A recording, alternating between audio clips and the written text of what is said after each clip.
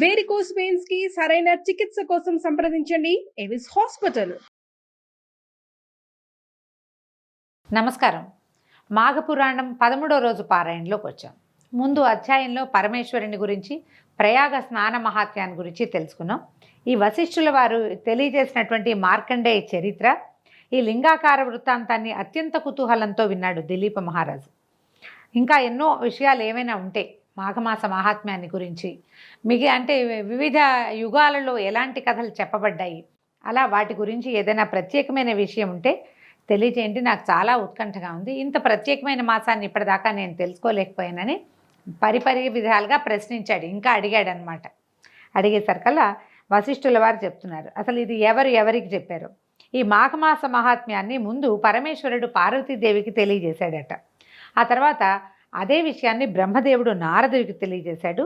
దానిని నీకు తెలియజేస్తాను, శ్రద్ధగా వినమన్నాడు. ఒకనాడు కైలాస పర్వతం నందు శివుడు ఒంటరిగా తను తపస్సు చేసుకుంటూ ఉండగా పార్వతీదేవి వచ్చి, నాథా, మీ ద్వారా అనేక కొంగొత్త పుణ్య విషయాలను తెలుసుకున్నాను, కానీ ప్రయాగ క్షేత్ర మహాత్మ్యము, మాఘమాస మహాత్మ్యాన్ని ఇదివరకు వినలేదు. వాటిని కూడా మీ వలన వినవలనని కోరికతో ఉన్నాను. కాబట్టి నా కోరిక తీర్చి నన్ను ధన్యురాలిని చేయండి స్వామి అని ప్రార్థించింది. మనం సాధారణంగా చెప్పుకుంటామండి మన పురాణ గాథల్లో పార్వతీదేవి అమ్మవారు సర్వాంతర్యమైన, కానీ భర్త యందు చాలా వినయం వహిస్తుంది. ఆవిడ పరమేశ్వరుని అడుగుతుంది. పరమేశ్వరుడే పార్వతీదేవికి తెలియజేశాడు.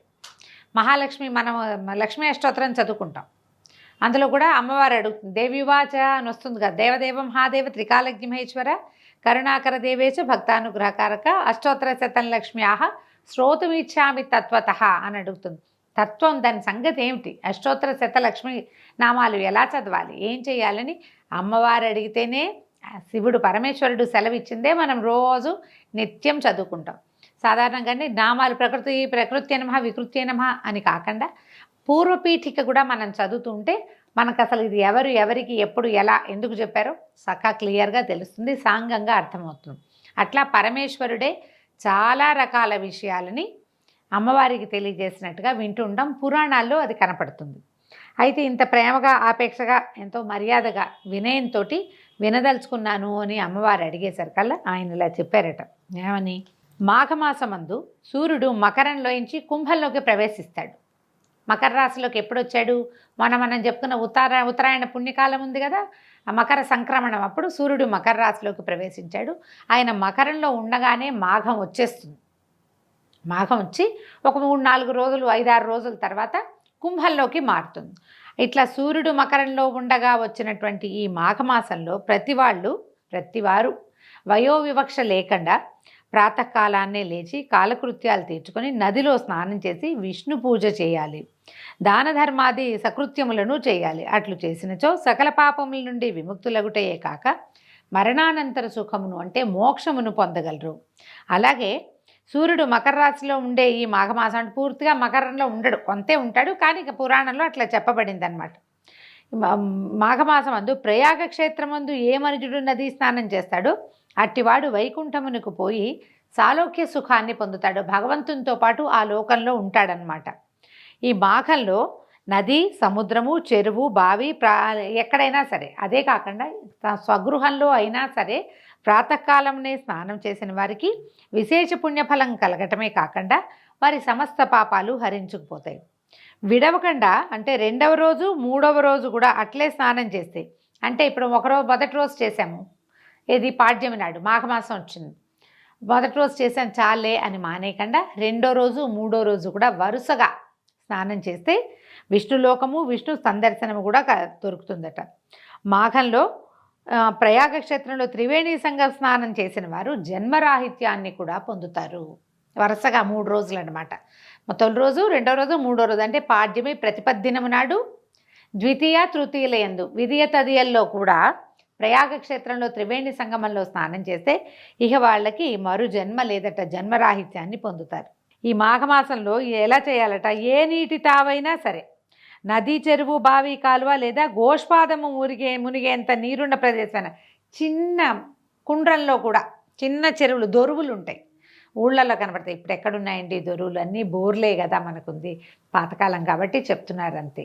కొద్దిపాటి నీళ్ళు, ఇక్కడ ఎన్ని నీళ్ళున్నా ఇందులో స్నానం ఏమిటి అనుకోకూడదు. భూ సంబంధమైన జలాలన్నిట్లలో కూడా స్నానం మంచిదన్నమాట.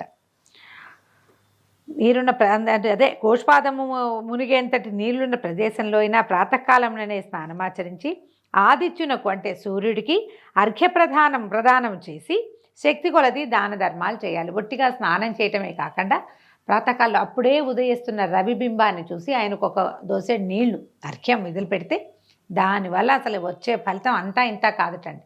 ఇప్పుడు దీనివల్ల పుణ్యం వస్తుంది, పునర్జన్మ ఉండదు, మోక్షం వస్తుంది, ఇవన్నీ వింటాం మనం. కానీ ప్రధానంగా వచ్చేది ఏంటో తెలుసా అండి? ఆ పొద్దున్నే ఉదయిస్తున్నటువంటి సూర్యబింబాన్ని పవిత్ర దృష్టితోటి కనుక చూస్తే, అంటే స్నానం చేసి సిద్ధంగా నమస్కార బుద్ధితోటి కనుక చూస్తే ఆరోగ్యం సిద్ధిస్తుంది. మనకు సాధారణ వాక్యాలు, మహావాక్యాలన్నిట్లలో ఇదొక వాక్యం. ఏమిటది? ఆరోగ్యం భాస్కరాది ఇచ్చేదని. ఆరోగ్యం లభిస్తుంది. ఉదయకాలమే పొద్దున్నే లేస్తే ఆరోగ్యం ఆటోమేటిక్గా వస్తుంది. అందుకే పొద్దున్నే లేవండి అని చెప్తారు. అయితే శక్తి కొలది దానాలు చేయాలి. అటు పిమ్మట విష్ణువార్చనలు, శివార్చనలు చేయాలి. ఎందుకంటే అన్ని మాసాల్లోనూ మాఘమాసము అత్యంత శ్రేష్టమైనది. సర్వదేవతలందునూ శ్రీమన్నారాయణుడే ముఖ్యుడు కదా. ఆ శ్రీమన్నారాయణుడే కదా సకల చరాచర జీవరాశిని పోషించి పెంపొందిస్తోంది. శాస్త్రాలన్నిట్లలోకి వేదశాస్త్రం ముఖ్యమైనది. జాతులలో బ్రాహ్మణ జాతి శ్రేష్టమైనది. పర్వతములలో మేరుపర్వతం ఉన్నతమైనది. అలాగే మాసాలన్నిట్లలో మాఘమాసము మిక్కిలి శ్రేష్టమైనది. ఇవన్నీ పురాణ గాథలండి, అంత మటుకే తీసుకుందాం. అయితే మాఘమాసంలో చేసేటువంటి విష్ణు పూజలు, భజనలు, సంకీర్తనలు, దాన ధర్మాది సకృత్యములు విశేష ఫలితాన్ని ఇస్తాయి. భగవంతుణ్ణి చేరటానికి భక్తి మార్గం ఒకటే సులభోపాయమని గ్రహించాలి. అత్యంత భక్తి శ్రద్ధలతో భగవంతుని సేవించినచో ఆ భగవంతుడే మన రక్షణను చూసుకుంటాడు, అన్నిటి అడగకుండానే సమకూరుస్తాడు. కాబట్టి ఈ పుణ్య మాఘమాసమందు సర్వులు భగవత్ సేవ ఎందు తరించాలి. చలిగా ఉన్నదని స్నానం మానేయటం అనేది ఏంటంటే రాబోయే పుణ్యాన్ని కాలదనుకోవటమే. మాఘమాసంలో అంత చలి ఉండదండి. పూర్వకాలం ఉండేది. హైదరాబాద్ లాంటి చోట అయితే చలే లేదు, ఎండొచ్చేసింది, బాగా చొరచొరలాడిపోతుంది. ఇక్కడ కొంచెం కోస్టల్ ఏరియాస్లోనూ అక్కడ కొద్దిగా పొగమంచు ఉందేమో. కార్తీకం అంత చలి ఉండదు. మనం ఇంట్లో అయినా స్నానం చేయొచ్చు కదా, కాబట్టి చేసేస్తేనే మంచిది.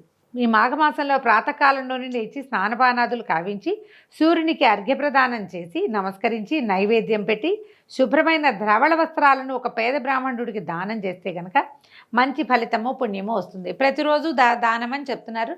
నెలలో ఒక్కసారైనా సరే తెల్లటి వస్త్రాన్ని బ్రాహ్మణుడికి దానం చేస్తే మంచిదట. ఏదైనా ఒక కష్టం వస్తుందనుకోండి, దానికి కారణం ఏంటి చెప్తున్నారంటే పురాణంలో దాన ధర్మాది కార్యాలు చేసే వాళ్ళని అడ్డగించటము, దాతల్ని అపహాస్యం చేయటము, ఇలాంటి దుష్కృత్యాల వల్లే మనకి ఏవో ఒక ప్రాబ్లమ్స్ వస్తూ ఉంటాయట. అటు దుర్మార్గులు ఘోర నరకాన్ని అనుభవిస్తారు.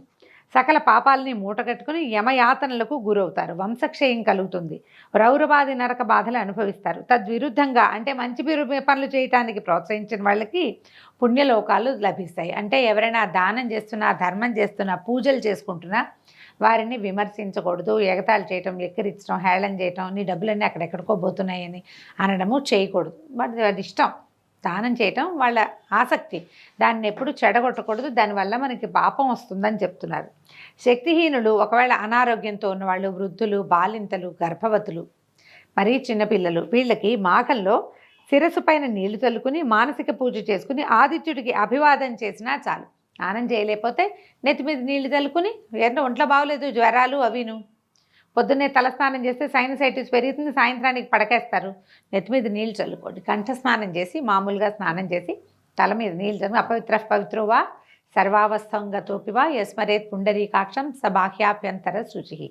ఈ శ్లోకం చెప్పుకుని తల మీద నీళ్ళు చల్లుకుని సూర్యుడికి నమస్కారం మాత్రం చేసుకోండి.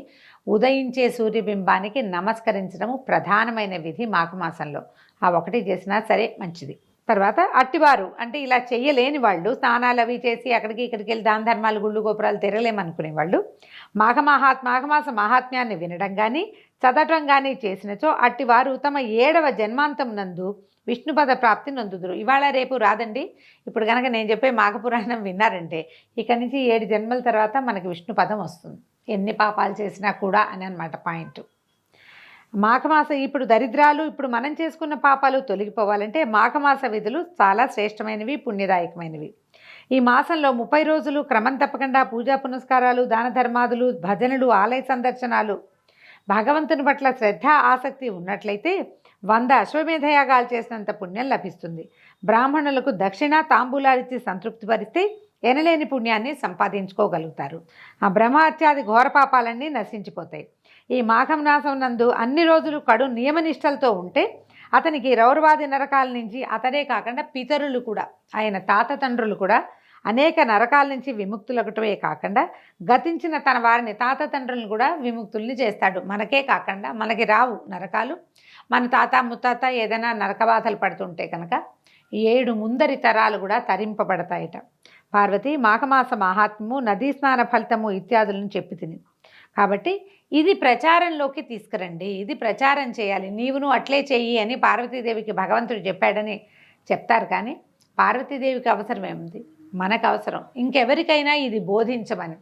మాఘమాసంలో ఒక్కసారైనా స్నానం చేయండి, అలాంటి మాట అయినా విని ఒక్కసారైనా సూర్యదర్శనం చేయండి, ఇలాంటి మాటలు పిల్లలకి చెప్పండి. మనం అదే చేయగలుగుతాం కదా. పని వాళ్ళకి ఎవరో మన కింద సబార్డినేట్స్ ప్రాబ్లమ్స్లో ఉన్నారు, చాలా సమస్యలుగా ఉన్నాయంటే మాఘమాసంలో చేయండి. ఇది ప్రధానంగానండి జాతకాల్లో రవి తాలూకు స్థితిగతుల్లో అనుమానం ఉన్నవాళ్ళు, ఉద్యోగాల్లో పోస్టింగ్ సస్పెండ్ అయిపోయిన వాళ్ళు, ఉద్యోగాలు పోయిన వాళ్ళు, ఉద్యోగం రాకుండా ఉన్నవాళ్ళు, గవర్నమెంట్ ఉద్యోగం కోసం తీవ్రమైన ప్రయత్నం ఎన్ని సంవత్సరాలు దండయాత్రలు చేసినా రాని వాళ్ళు, ఇలాంటి వాళ్ళకి ఇది ఉపయోగపడుతుందండి. మాఘమాసం క్రమం తప్పకుండా ఈ నెల రోజులు స్నానం చేసి సూర్యదర్శనం చేసి అర్ఘ్యప్రదానం చేసి నమస్కారం చేసుకోవటం, ఏదైనా కలిగినంత దానం చేయటం లాంటి సాధారణ విధులు పాటించిన మన జీవితానికి ఒక నియమము పద్ధతి ఏర్పడతాయి. తర్వాత నెల అలవాటైపోతుంది ఇది చేయటం. అందుకని పురాణంలో ఇలాంటి ప్రత్యేకమైన పద్ధతులు నెల రోజులు చేయండి అని చెప్తుంటారు. దీంతో 13వ రోజు పారాయణ పూర్తయిందండి. రేపు ఉదయం మళ్ళీ 14వ రోజు పారాయణతో కలుసుకుందాం. నమస్కారం.